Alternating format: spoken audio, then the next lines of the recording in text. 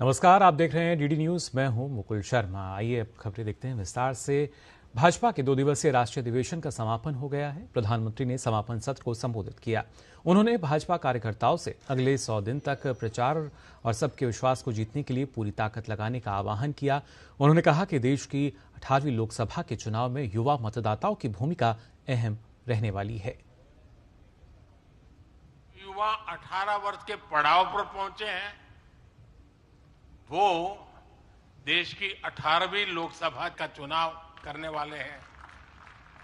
अगले 100 दिन हम सबको जुट जाना है। हर नए वोटर तक पहुंचना है, हर लाभार्थी तक पहुंचना है, हर वर्ग, हर समाज, हर पंथ, परंपरा, सब लोगों के पास पहुंचना है। हमें सबका विश्वास हासिल करना है और जब सबका प्रयास होगा तो देश की सेवा के लिए सबसे ज्यादा सीटें भी बीजेपी को ही मिलेगी। उन्होंने कहा कि देश को एक लंबी छलांग लगानी है। जो कार्य बीते 10 साल में हुए हैं उन्हें आगे लेकर जाना होगा। देश को विकसित बनाना ही भाजपा का एकमात्र संकल्प है। मैं बीजेपी सरकार का तीसरा टर्म सत्ता भोग के लिए नहीं मांग रहा। मैं राष्ट्र का संकल्प लेकर निकला हुआ व्यक्ति हूं। अगर मैं अपने घर की ही चिंता करता तो आज करोड़ों गरीबों के घर नहीं बना पाता। मैं देश के करोड़ों बच्चों के भविष्य के लिए जीता हूं, जागता हूं, जूझता रहता हूं। देश के करोड़ों युवाओं, करोड़ों बहनों बेटियों, करोड़ों गरीबों का सपना ही मोदी का संकल्प है और इस संकल्प की पूर्ति के लिए ही हम सब सेवा भाव से दिन रात एक कर रहे हैं। उन्होंने कांग्रेस को लेकर हताशा जाहिर की। प्रधानमंत्री ने कहा कि कांग्रेस सैद्धांतिक लड़ाई या वैचारिक लड़ाई नहीं बल्कि व्यक्तिगत लड़ाई लड़ रही है। वो सिर्फ मोदी विरोधी नफरत में जी रही है। प्रधानमंत्री ने आह्वान किया कि देश को कांग्रेस के भ्रष्टाचार, अस्थिरता और परिवारवाद की नीति से बचाना है। साथियों, कांग्रेस से देश को बचाना, देश के हर नागरिक को बचाना, हमारे बच्चों का, हमारे युवाओं का भविष्य बचाना बीजेपी के प्रत्येक कार्यकर्ता का दायित्व है। कांग्रेस का ट्रैक रिकॉर्ड हम सभी के सामने है। कांग्रेस अस्थिरता की जननी है। कांग्रेस परिवारवाद की जननी है। कांग्रेस भ्रष्टाचार की जननी है और कांग्रेस तुष्टीकरण की भी जननी है। 70 के दशक में जब देश में कांग्रेस के विरुद्ध गुस्सा बढ़ना शुरू हुआ तो खुद को बचाने के लिए उसने अस्थिरता का सहारा लिया। हर नेता की सरकार कांग्रेस ने अस्थिर की। आज यहां प्रस्ताव के समय इसकी चर्चा आई है, मैं ज्यादा उसके लिए कहता नहीं हूं।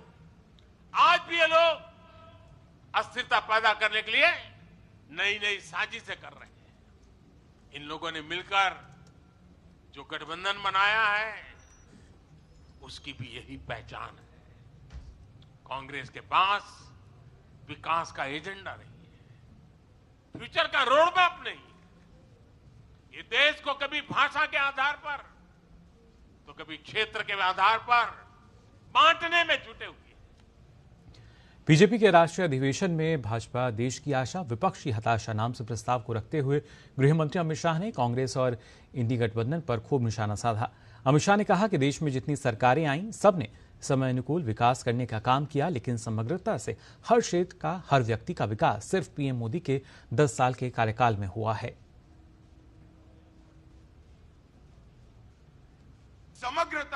विचार, हर क्षेत्र का विकास और हर व्यक्ति का विकास करने का काम केवल और केवल नरेंद्र मोदी जी के 10 साल में हुआ है। नरेंद्र मोदी जी के 10 साल के अंदर देश सुरक्षित हुआ, देश समृद्धि की ओर आगे बढ़ा।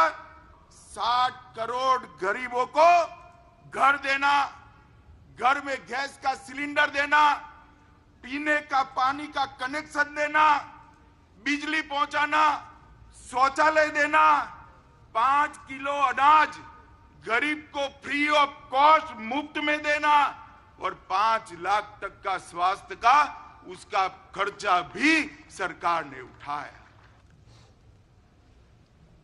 केंद्रीय गृह मंत्री अमित शाह ने परिवारवाद की राजनीति पर तंज कसते हुए कहा कि इस देश में 2G, 3G और 4G पार्टियां हैं। इस देश के अंदर 2G, 3G और 4G पार्टियां हैं। 2G से मतलब आप 2G घोटाले से नहीं है। 2 generation party, 3 generation party, 4 generation party, 4 पीढ़ी तक नेता नहीं बदलता है। 4 पीढ़ी तक नेता नहीं बदलता है। क्यों भाई? देश के किसी युवा में कौवत नहीं है, वो आगे नहीं बढ़ सकता?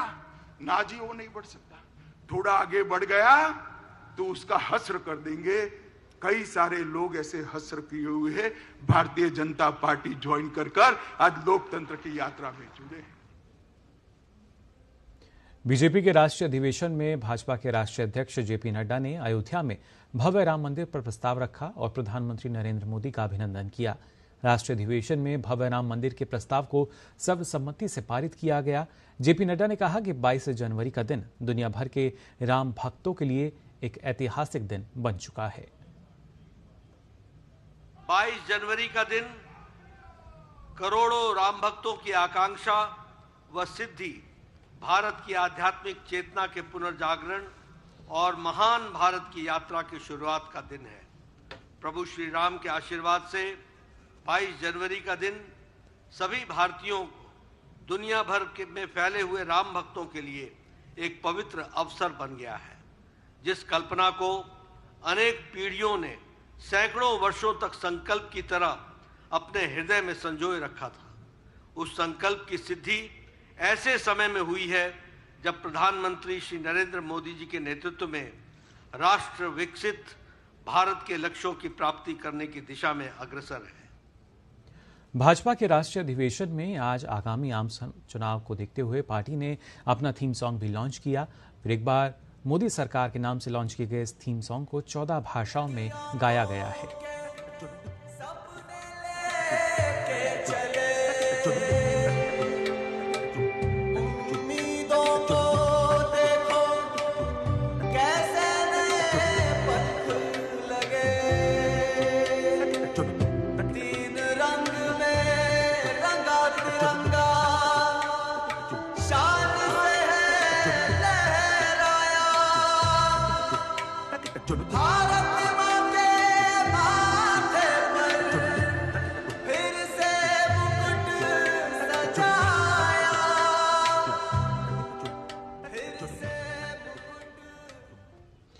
वहीं भाजपा नेता रविशंकर प्रसाद ने कहा कि भाजपा के राष्ट्रीय अधिवेशन में प्रधानमंत्री मोदी के संबोधन से कार्यकर्ताओं में नए उत्साह का संचार हुआ है। कि आज प्रधानमंत्री का भाषण बहुत ही उत्साही था। 10 साल में क्या काम किया और आगे 5 साल में भारत को कहां ले जाना है, गरीब के लिए, विकास के लिए, इंफ्रास्ट्रक्चर के लिए, और आज दुनिया भारत का क्या सम्मान कर रही है और हम कार्यकर्ताओं को क्या करना है, एक एक चीज बताया। यही अंतर है भाजपा में दूसरी पार्टी में। संभल के कल्की धाम में कल्की मंदिर निर्माण की आधारशिला रखने का कार्य प्रधानमंत्री नरेंद्र मोदी के द्वारा सोमवार को किया जाएगा। कलयुग में कल्की अवतार को लेकर मान्यता है कि संभल में विष्णु के 10वें अवतार के रूप में कल्की का जन्म होगा। मान्यता है कि द्वापर युग में भगवान कृष्ण ने संभल में विश्राम किया था और उन्हें ही धरती पर पाप बढ़ने पर कल्की अवतार की बात कही थी। उत्तर प्रदेश के संभल जिले में मौजूद 1000 वर्षों से अधिक प्राचीन कल्की मंदिर के पौराणिक इतिहास और धार्मिक की मान्यता है। इसी कल्कि धाम में एक बार फिर मंदिर निर्माण का कार्य शुरू होगा। ये वही स्थान है जहां प्रधानमंत्री नरेंद्र मोदी कल्कि धाम का शिलान्यास करेंगे। कल्कि धाम के पीठाधीश्वर आचार्य प्रमोद कृष्णन ने बताया कि कल 10:30 बजे प्रधानमंत्री नरेंद्र मोदी यहां पर पहुंचेंगे और इसी स्थान पर जहां पर महिलाएं पूजा कर रही हैं, जहां पर शिलाएं जो है लाकर के प्रतीक के रूप में रखी गई हैं, यहीं से कल्कि धाम के निर्माण की शुरुआत होगी। इससे पहले आचार्यों के समूह द्वारा विधि विधान से मंत्रोच्चार होगा। शिलान्यास कार्यक्रम के बाद प्रधानमंत्री एक जनसभा को संबोधित करेंगे। भगवान के होने वाले अवतार श्री कल्कि नारायण भगवान के धाम की आधारशिला रखी जा रही है। भारत के यशस्वी प्रधानमंत्री आदरणीय श्री नरेंद्र मोदी जी स्वयं आ रहे हैं। प्रशासन ने पीएम मोदी के दौरे को केंद्रित कर तैयारियों को अंतिम रूप देना शुरू कर दिया है। यहाँ पर करीब 22,000 से लेकर 25,000 लोगों तक की व्यवस्था है। तो भीड़ की जो संभावनाएं वो बहुत ज़्यादा हैं, क्योंकि माननीय प्रधानमंत्री का जब कार्यक्रम होता है तो बहुत ज़्यादा संख्या में लोग आते हैं। उसको देखते हुए भी हमने अरेंजमेंट्स किए हैं यहाँ से लेके और सारे मोबिलाइजेशन प्लेसेस तक सिक्योरिटी चाक चौबंद कर दी है। यहाँ पर जो आगंतुक आएंगे उनके सुविधा के लिए भी हम लोगों ने पर्याप्त टॉयलेट्स और पीने के पानी और उनके बैठने की व्यवस्था, उनकी सिक्योरिटी जांच सुविधाजनक रूप से हो सके, उनके वाहनों की पार्किंग व्यवस्थित रूप से हो सके, उसके लिए भी समस्त व्यवस्थाएं करवाई गई हैं। संभल के अंकरा कंबोह इलाके में स्थित कल्कि धाम का नाम कल्कि के नाम पर रखा गया है। कल्कि को भगवान विष्णु का 10वां और अंतिम अवतार माना जाता है और मान्यता है कि कल्कि कलयुग को समाप्त करने के लिए प्रकट होंगे। संभल का यह इलाका पौराणिक काल में अपनी तमाम पौराणिक विशेषताओं के कारण खासतौर पर भगवान कृष्ण के उस अंतिम प्रवास, जो कि कहीं न कहीं द्वापर की समाप्ति का समय था, उसके लिए जाना गया। उसके बाद पृथ्वीराज चौहान की एक राजधानी के रूप में जाना गया। आल्हा उदल के तमाम सारे स्मरण के यहाँ पर बिंदु मौजूद हैं, लेकिन इसके साथ ही कल्कि धाम निश्चित रूप से लोगों के मन में था और यही कारण है कि प्रधानमंत्री जब इसका शिलान्यास करेंगे उसके बाद कल्कि धाम मंदिर का निर्माण होगा। और इसी के साथ जो मान्यता है कि जब धरती पर पाप का बोझ बढ़ेगा तो भगवान अपने 10वें अवतार के रूप में आएंगे। विवेक के साथ आशुतोष शुक्ला, डीडी न्यूज, संभल। वहीं पश्चिम बंगाल के 24 उत्तरी परगना जिले के संदेशखाली हिंसा में शामिल टीएमसी नेता शिबू हाजरा को पुलिस ने गिरफ्तार कर बशीरहाट कोर्ट में पेश किया, जहां कोर्ट ने शिबू हाजरा को 8 दिनों की पुलिस हिरासत में भेज दिया। आपको बता दें कि महिलाओं ने शिबू हाजरा पर यौन उत्पीड़न के आरोप लगाए। पुलिस ने संदेशखाली हिंसा के मामले में दर्ज की गई एफआईआर में सामूहिक दुष्कर्म की धारा जोड़े जाने के बाद शिबू हाजरा को गिरफ्तार किया। पुलिस ने तृणमूल कांग्रेस नेता शिबू प्रसाद हाजरा को नजात से गिरफ्तार किया था। शिबू हाजरा के ऊपर यौन उत्पीड़न के साथ धमकाने और जमीन कब्जाने के भी आरोप हैं। वहीं केंद्रीय मंत्री प्रतिमा भौमिक ने पश्चिम बंगाल सरकार पर निशाना साधते हुए कहा कि संदेशखाली सिर्फ एक है, लेकिन ममता बनर्जी ने पश्चिम बंगाल में हजारों संदेशखाली बना रखे हैं।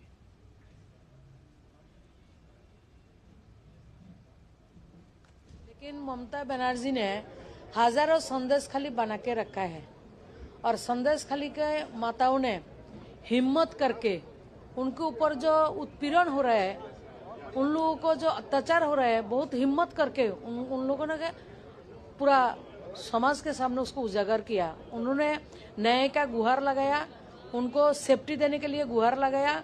उन लोगों का स्थिति ठीक नहीं है। हम भी जब गए थे रामपुर तक, हम लोगों को जाने दिया था, उसके बाद बैरिकेडिंग लगाया। वहां से हम लोगों ने वीडियो कॉलिंग से उन लोगों से बात की। पुलिस ने उन लोगों के ऊपर प्रेशर कर रहा है, उसको जो बात है, उसको जो बात रखा है उसको बदलने के लिए। और इस पूरे मामले में और अधिक जानकारी के लिए आइए रुक कर लेते हैं। हमारे संवाददाता प्रसन्नजीत हमारे साथ फोन लाइन पर जुड़ चुके हैं। प्रसन्नजीत, अगर देखा जाए तो कार्रवाई जो है अब शुरू हो चुकी है संदेशखाली मामले को देखते हुए, और जिस तरीके से शिबू हाजरा को गिरफ्तार किया गया है। हाँ बिल्कुल मुकुल, लेकिन लोगों की नजर कल हाईकोर्ट की तरफ है, क्योंकि जो कार्रवाई है, मानना है लोगों का कि ये कार्रवाई पूरी तरह से लोगों की और गांव वालों की और महिलाओं की आक्रोश के कारण शासन और प्रशासन को लेना पड़ रहा है। और जिस तरह से मुख्यमंत्री ममता बनर्जी ने पूरे घटना को एक बनावटी बोलकर पल्ला झाड़ने की कोशिश की थी असेंबली की फ्लोर पर। वहां से उनको दूर हटना पड़ा, वहां से कार्रवाई करना पड़ा।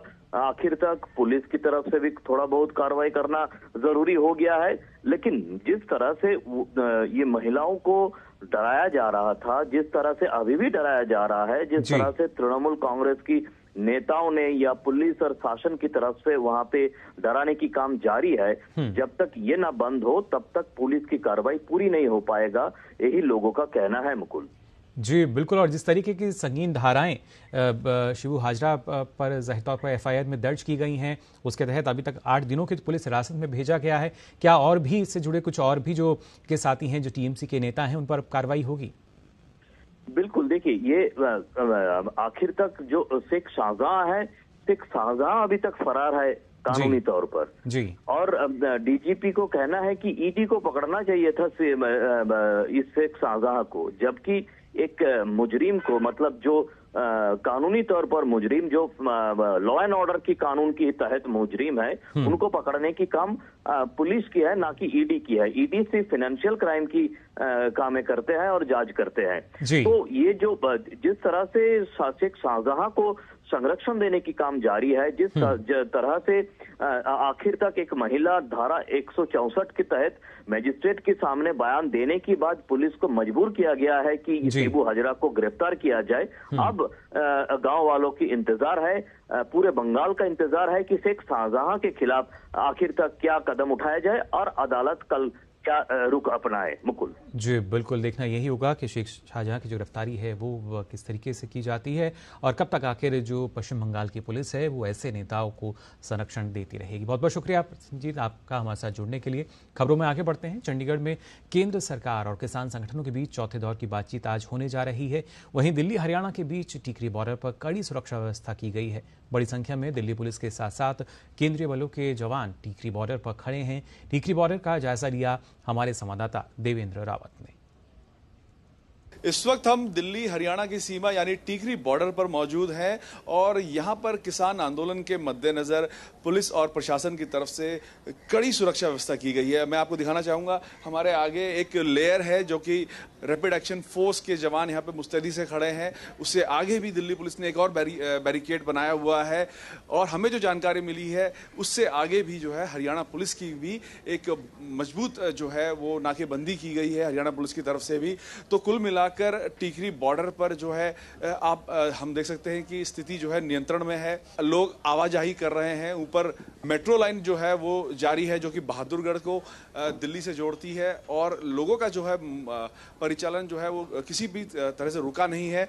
पुलिस ने यहाँ पर डाइवर्शन करके, रोड डाइवर्शन करके ट्रैफिक को दूसरी तरफ से जो है वो घुमाया है ताकि हरियाणा और दिल्ली के बीच जो है वो आवाजाही बरकरार रहे। साथ ही साथ अगर हम देखें यहाँ पर जो जिस प्रकार की सुरक्षा व्यवस्था की गई है, इस यहाँ पर ऐसा लगता नहीं कि कोई भी किसी प्रकार की भी जो है वो अप्रिय स्थितियां यहाँ पे उत्पन्न हो सके।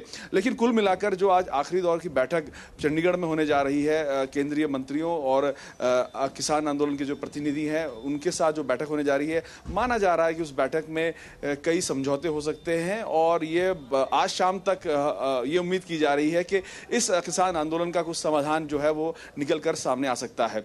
कैमरा पर्सन जगमोहन के साथ देवेंद्र रावत, टिकरी बॉर्डर, दिल्ली। और अब बात करते हैं क्रिकेट की। टीम इंडिया ने राजकोट टेस्ट रिकॉर्ड 434 रन से जीत लिया है। 557 रन के टारगेट के सामने इंग्लैंड की टीम चौथी पारी में 122 रन पर ही बना सकी। रविंद्र जडेजा ने मार्क वुड को कैच आउट कराया। इसी के साथ टीम ऑल आउट हुई। रविंद्र जडेजा ने 5 विकेट लिए। दूसरी पारी में भारत से यशस्वी जायसवाल ने 214 रन और शुभमन गिल ने 91 रन बनाए।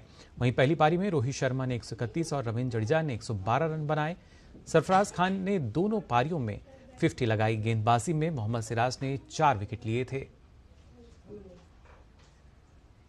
वहीं बैडमिंटन में भारत की महिला बैडमिंटन टीम ने इतिहास रच दिया है। भारतीय महिला टीम ने शानदार प्रदर्शन करते हुए बैडमिंटन एशिया टीम चैंपियनशिप का खिताब अपने नाम कर लिया। टूर्नामेंट के खिताबी मुकाबले में भारत ने थाईलैंड को 3-2 के अंतर से हराया। ये पहली बार है जब भारत ने इस प्रतिष्ठित चैंपियनशिप में पदक हासिल किया है। इस मुकाबले में भारत के लिए पीवी सिंधु, गायत्री गोपीचंद ट्रीसा जॉली और युवा शटलर अनमोल खरब ने अपने मैच जीते। तो फिलहाल के लिए इस बुलेटिन में बस इतना ही। देश और दुनिया की तमाम खबरों के लिए आप देखते रहिए डीडी न्यूज। मुझे दीजिए अनुमति। नमस्कार।